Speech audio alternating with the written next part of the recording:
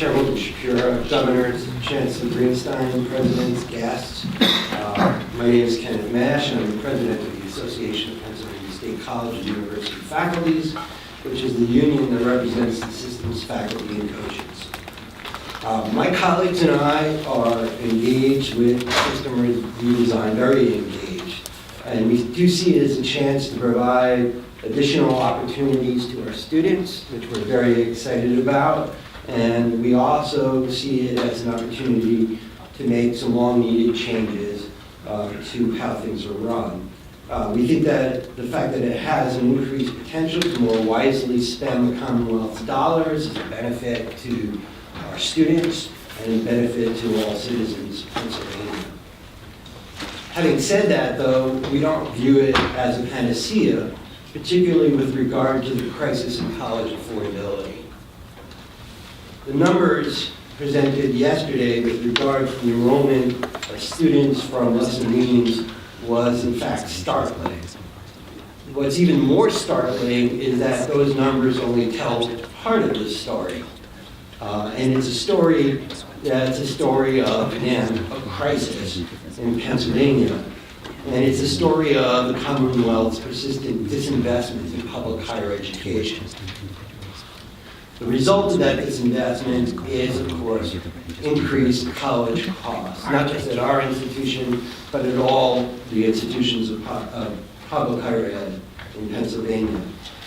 Well, the result is that too many students make that difficult choice not to go to college, which means that we don't live up to, and we can't live up to, part of our legislative mission to provide an affordable higher education. Continuous cuts that have to be made in order to be able to survive in this environment means, too, that we are closing out opportunities for students and certainly not providing them the best possible higher education that we can. For those who do attend our universities, they have to face an ever-increasing amount of debt. And the numbers are startling, and frankly, they're embarrassing for the Commonwealth. There are tens of billions of dollars of outstanding debt in Pennsylvania, $63 billion in outstanding student debt just in this Commonwealth. If the governor's 2019 proposed state appropriation is approved, funding for the state system of higher education will be similar to what it was in 2005-2006. Now, of course, we appreciate the recent reinvestment in public higher education, especially for the state system. But it is important to, at the same time, recognize that the Commonwealth has only restored $62.2 million of the $90.6 million cut in 2011. That's a $28 million difference, and it doesn't even account for inflation in that $28 million. In 1991-92, the state allocation accounted for 55% of the cost for a full-time student. Since 2003, this percentage steadily declined, and as of 2017, the state accounted for only 27% of funding per FTE. What's even worse is that number has even decreased, as far as allocation goes, as times have changed and costs have gone up for the students. Pennsylvania ranks 48th in the country in educational appropriations per full-time student. 48th. And our funding is $3,521 below the national average per full-time student. To keep things in perspective, it is interesting to see just how much our university would be receiving if funding had in fact kept up with inflation.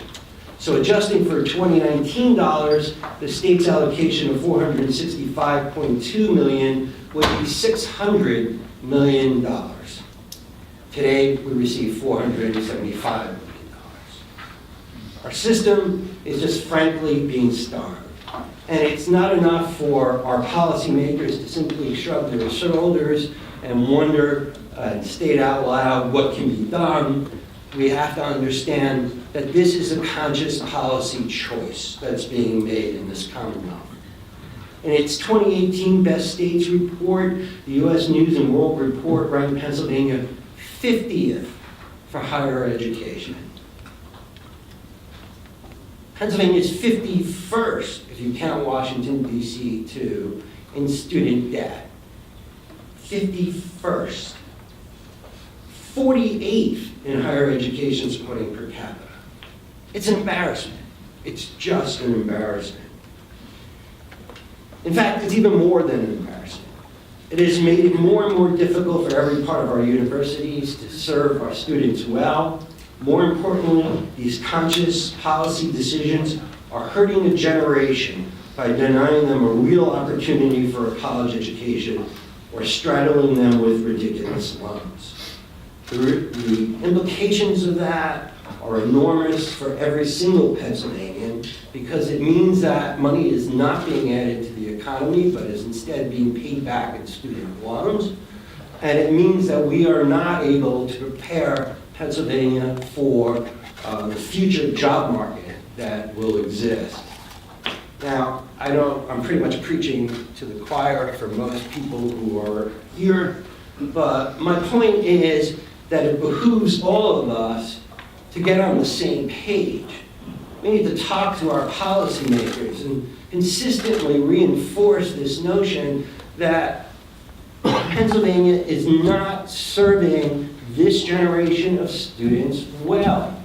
We are hurting them. We're creating a situation where they can't buy homes, they can't buy cars, they delay starting a family. We are hurting this generation of students.